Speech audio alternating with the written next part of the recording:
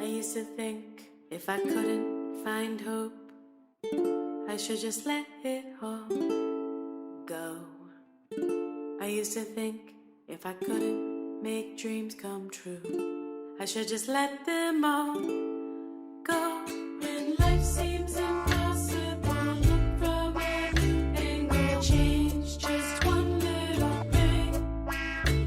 When life feels intolerable, find your true source of love. Concentrate, focus on love. Center now, focus on love. Dedicate, focus on love. Awesome. Welcome Focus everyone on, to focus the on Spearitual here at the Soul Station. I am your Pat, teacher, advisor, and coach. Welcome.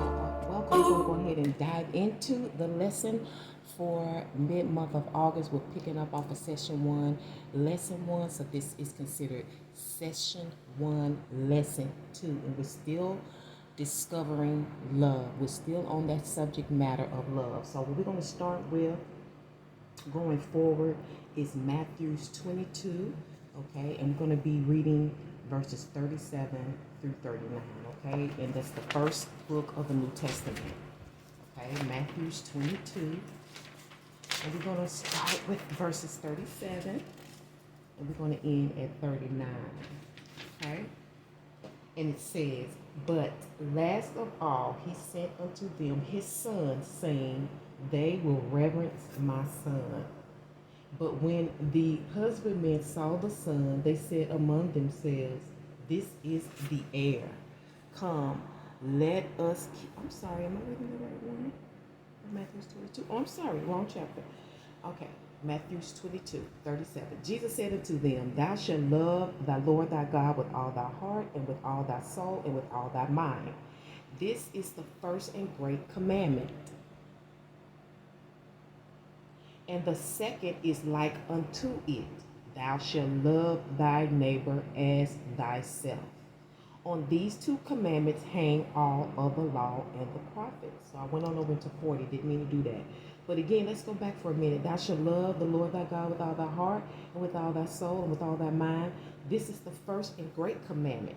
The second is similar to it, to love your neighbor as yourself. Now, I posed a question a few weeks ago about how to love your neighbor, and if the balance was appropriate. You know, if you have a nasty neighbor, if that's how they know love, should you show love the same way they give it? Or do you do the opposite and you exercise the things that we discussed last week, which we'll get back to in just a moment. Now, when it came to love, it talked about the law. So we know, some of us know that the law, in terms of the Bible, because we're starting with this book. I prefer this book because this is a global book, okay? And everyone around the world is affected by the Bible. It's not the oldest book, but I will say it's one of the greatest books ever written. So we're going to go to Exodus 20th, okay? That's the second book of the Old Testament, okay? Exodus 20.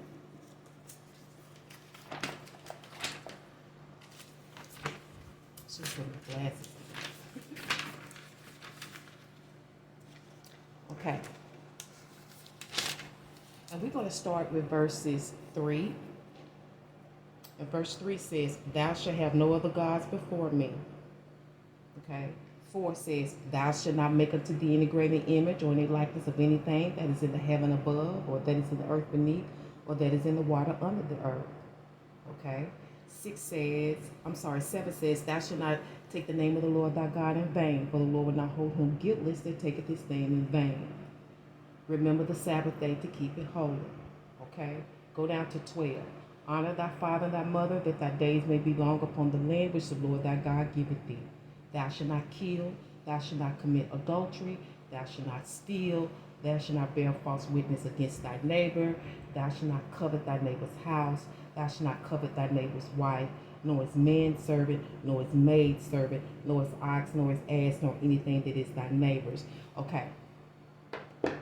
You can reread this on your own time, but we just want to kind of dabble into the elements of what we refer to as love, okay? So let's flip back, because these are the commandments, okay? And these commandments represent acts. If you love God, this is what you do. When you love your parents, this is what you do. When you love your neighbor, this is what you do. This is how you act, and this is how you should think. So let's go back to 1 Corinthians 13. That's the New Testament, all the way towards the back.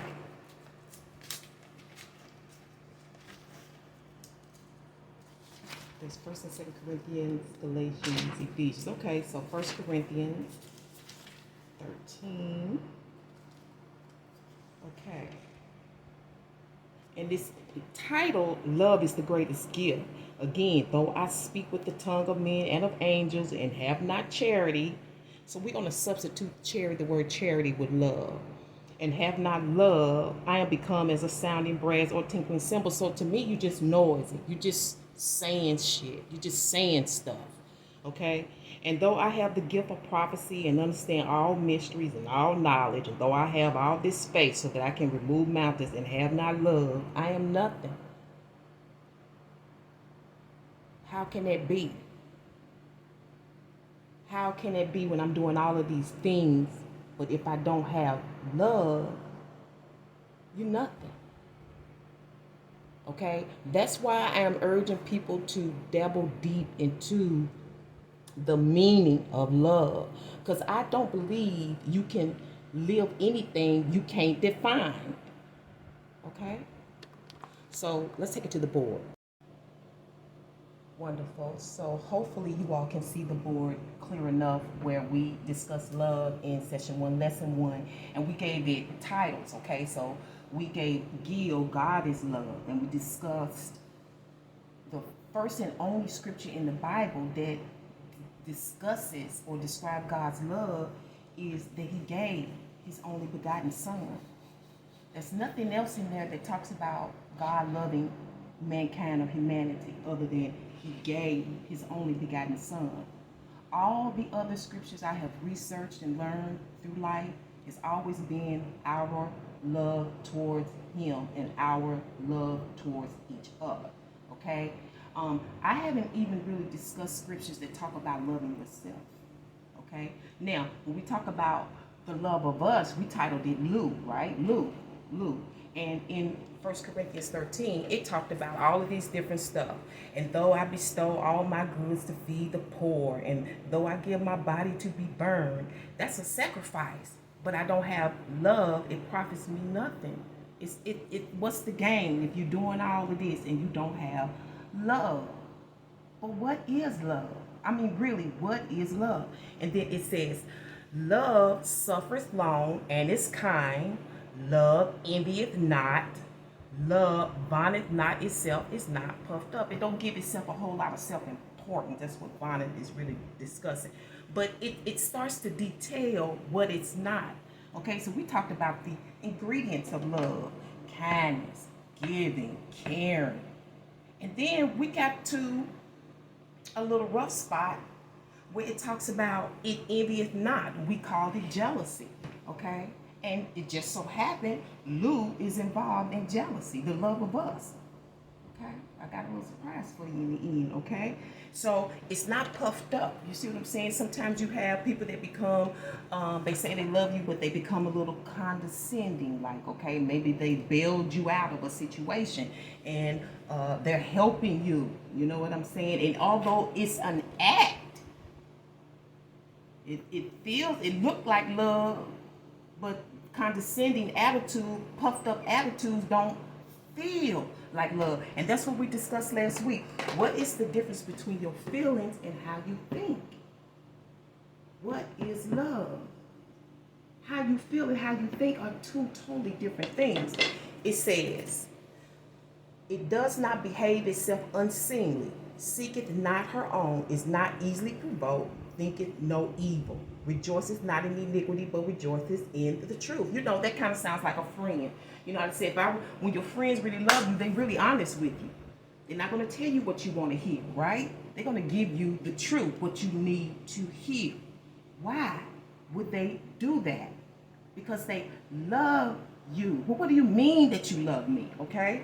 So charity or love never faileth, but whether there be prophecies, they will fail. Whether there be knowledge, it will vanish away. So we know that it's a season for everything. Everything will pass, but it's something about love that will not perish. Okay? It talks about we know in part, we prophesied in part, but when that which is perfect is come, then that which is in part shall be done away with. So, you know, when perfection comes, because the next verse gets really interesting, okay? It starts to talk about maturity. When your mind is different, when your mind is growing up, okay? You begin to take a different approach to life and humanity than you did when you were immature. Okay, so I want to share this one scripture with you regarding love, and it's coming out of John 15. Okay, Matthew, Mark, Luke, John. Okay, John 15. I want you to hear this one thing before we actually sum this up. And it's verse 13. Now this is Jesus speaking. Greater love hath no man than this, that a man lay down his life for his friends. So to Jesus, Yeshua, whatever you prefer to him as, Rabbi, for him, he said the greatest love of all is when people lay down their life for their friends. Now what does that mean, laying down your life for your friends? Because to me that is definitely an act of love. When you're showing kindness, that's an act of love. But let me tell you, people can be kind to you and be thinking about how to get rid of you at the same time. Okay? So that can't be love. Okay? Somebody can give you a gift, right? But behind that gift, there's a motive. So kindness and forgiveness can't be love, right? Somebody can be caring, okay?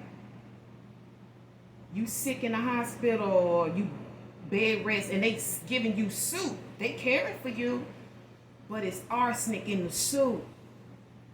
It's an act, but is it love? And we don't even have to talk about jealousy. That's a whole other subject, okay? Then Jesus said the greatest love is when somebody lay down their life for you, okay? And in my aspect, Jesus was willing to lay down his life for his friends, not for everybody. God gave him to the world. And when I say lay down your life for a friend, that don't necessarily mean at gunpoint. I've heard stories where people went and took charges for friends. They went to jail for them. That's laying down your life for a friend. Okay? I've heard people who, you know, out of reflex just jumped in the middle of a shooting for a sibling. You know, just not acting, just because of whatever that is, that connection. They lay down their life for their friends. So my question to you again for session 1, lesson 2, what is love? Define it for yourself. Because even in Exodus 20th, where it gives the law, which is telling you how to think. Then you have 1 Corinthians that's giving you all these acts. It still did not tell you exactly what it is, which I can appreciate. Because at least at that point, you are defining it for yourself. And guess what's next? You're going to measure yourself first. And I'm going to leave it on that note until next week. Thank you so much for tuning into the Soul Station here with the Spearitual Bee. I can't wait to bring you another one. Till then, one love, happiness, and peace. Take care.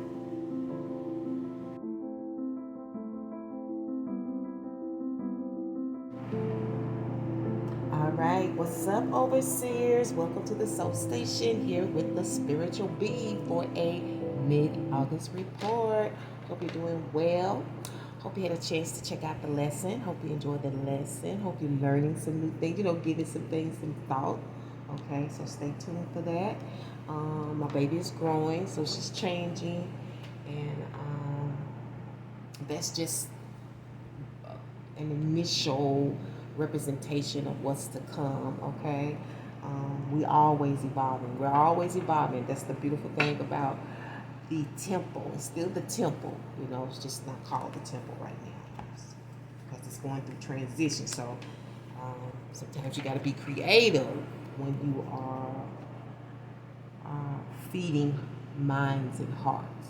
Okay, so hopefully you've gone ahead and supported the station. We're going to go ahead and get started with your bronze level or bronze status read. Thank you so much for your views from last time.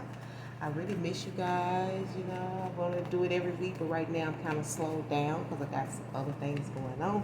But hopefully in the near future we'll get back to the weeklies. Okay, yes, but right now we kind of diverting into something different so that we can really get to what it's really all about. You know what I'm saying? Your central issue is the Two of Swords for mid-month. Underlining that is the King of Cups or the King of Hearts. He's got a little attitude, huh? Is it with you? Are you the King of Cups? It's a hard decision that needs to be made here.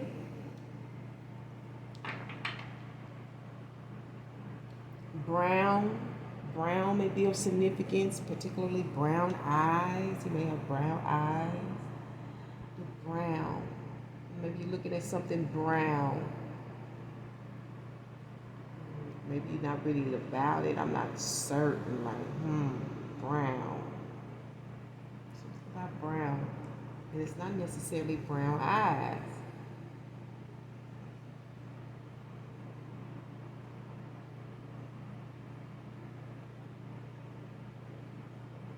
May have something to do with making your hair stand up. So maybe it's brown hair. I don't know.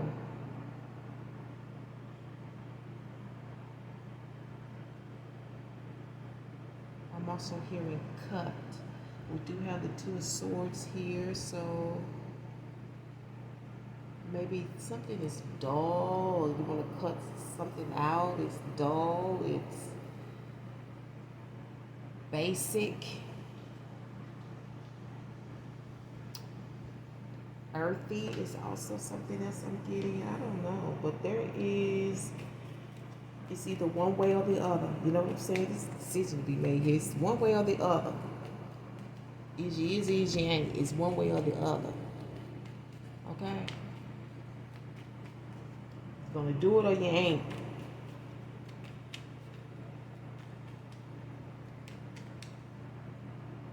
Okay? But there's still some experience to be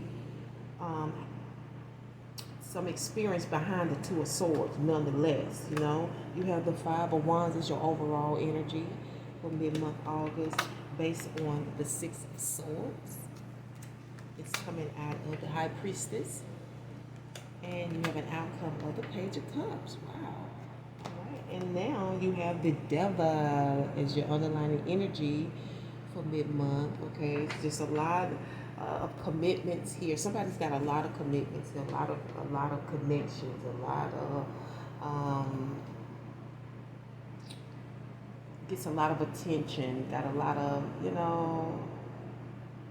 engagements and things of that nature, and I don't know, I think this King of Cups is kind of thinking about that, like you got a lot going on, like I don't know if he wants commitment from you, like how we gonna get together if you got all of this going on,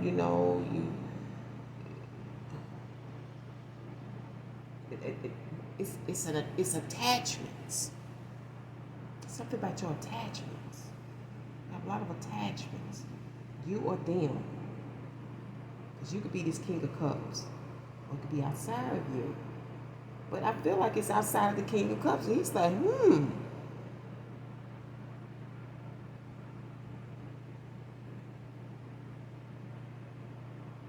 something's kind of murky, kind of muddy.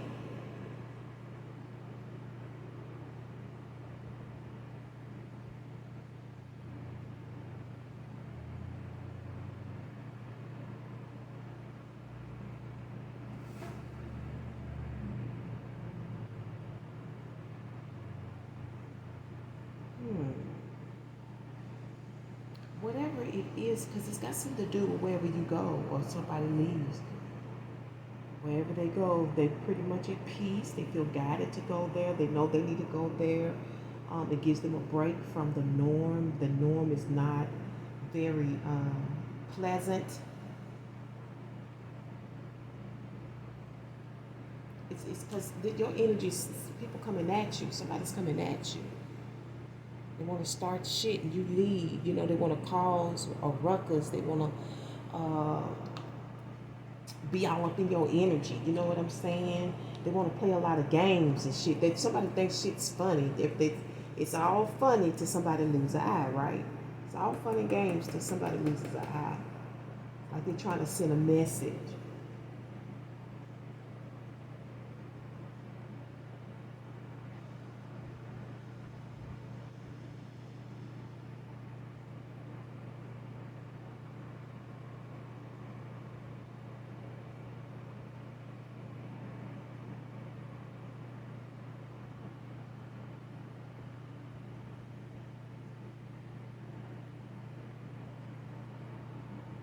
What is all of these?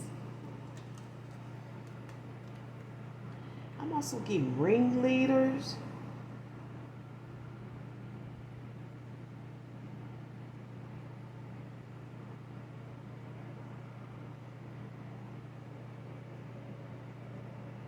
Somebody's trying to find out who the ringleader is. Who is the ringleader?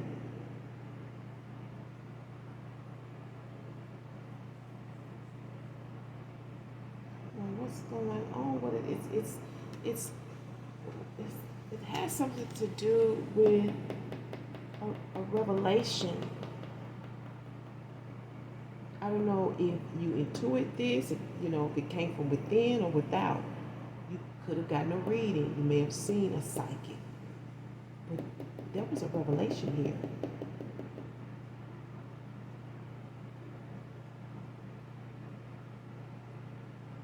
I'm hearing secret. I don't know if you told the secret or she revealed the secret. Well, of course, she is the revealer of secrets.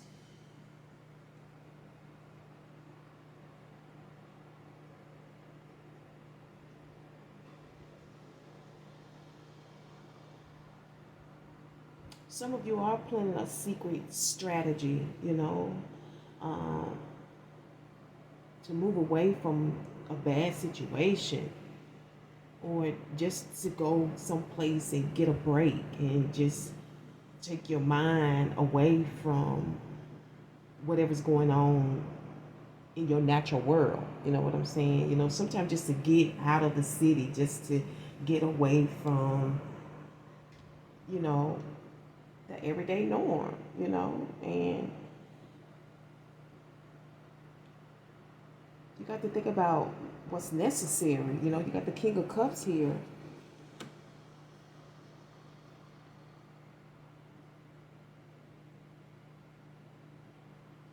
Oh, this is somebody concerned if you're going away for another reason.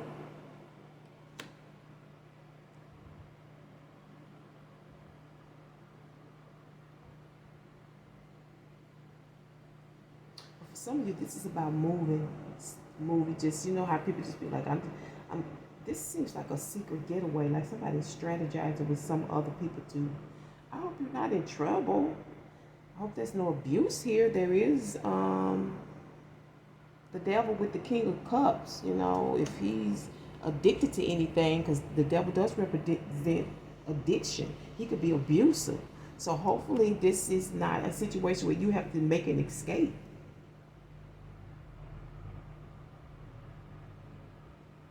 Because there is another community here. Okay, there is another family here. But there is a moving away, something that you're keeping hidden, and it may have to do with your job. And you are having to make up your mind this mid-month if you're going to do that. If you're going to enter this community, if you're going to take this job. It's a nice place, a lot of promise.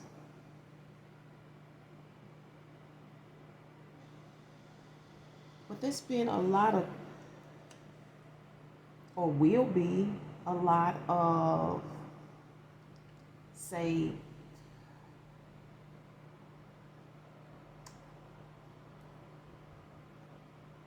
secret battles. How people come at you in a very low key way. They what they doing, but they don't make it obvious to nobody else what they doing. You see what I'm saying? That kind of shit is going on. But somebody's trying to figure out who is the ringleader, who is behind this. You, maybe the person in charge, because I don't know where you work.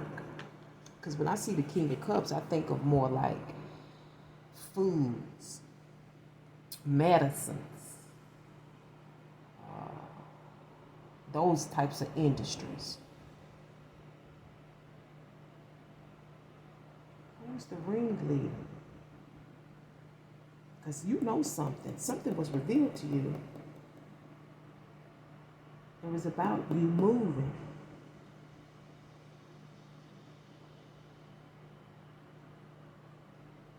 I don't know if you kept this a secret or not, because it's kind of like,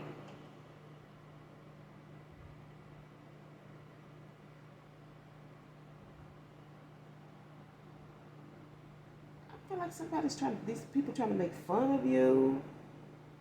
But why? Where's that coming from?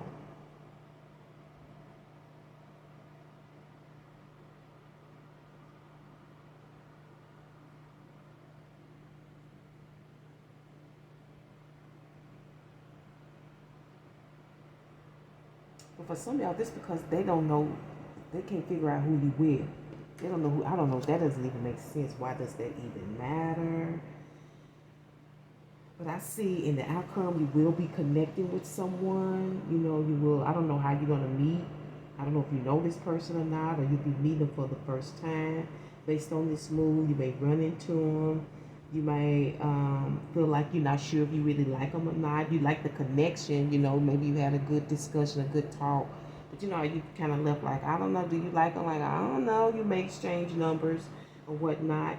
Or this could be you, after making a choice, making a call.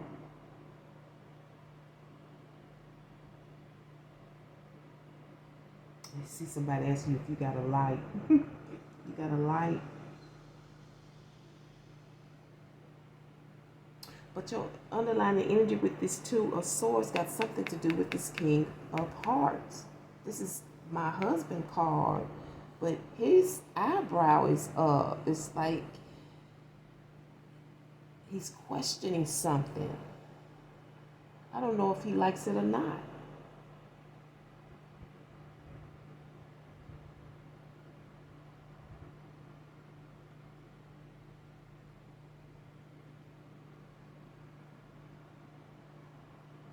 But it's, for some of you, it's like, who is he going to be with? I don't know what this is. Because this is family.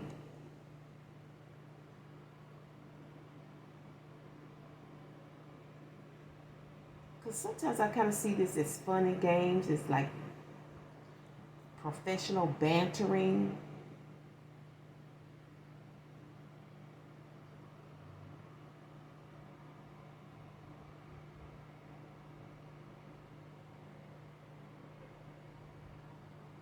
This could be about who's going to get you. Like, it's almost like a competition. Like, who's going to get you? Who you going to end up with? There is more than that. There's like several. There's a few options here. You know what I'm saying? There's a few available choices here.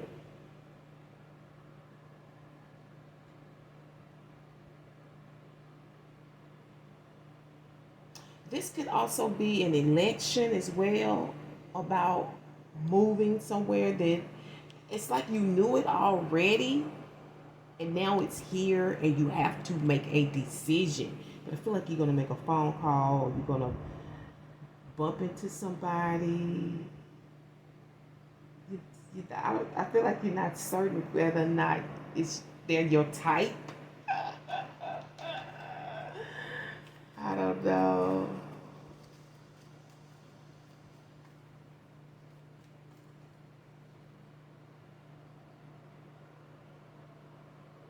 Yeah, because for some of you, this is new. For some of you, this is somebody who you're already, involved with or connected to. But you're going to be asking that question, like whether or not, I don't know if this your type, if you want to talk again, if you want to see each other. But you have fans. So that's somebody that really likes you, okay? They really like what you do. You have a fan. They like what you do. I don't know what kind of work you do.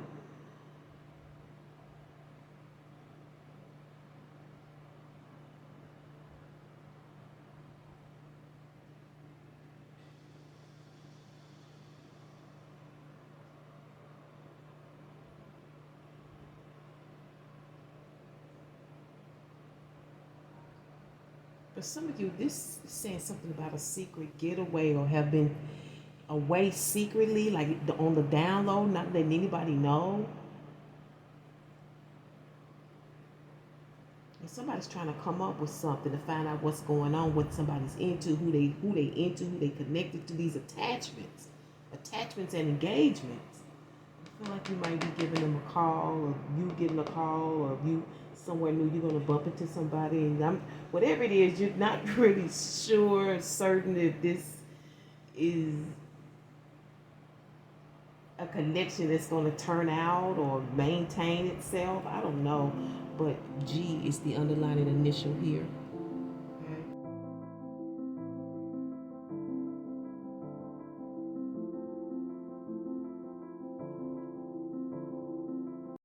I should just let it all go.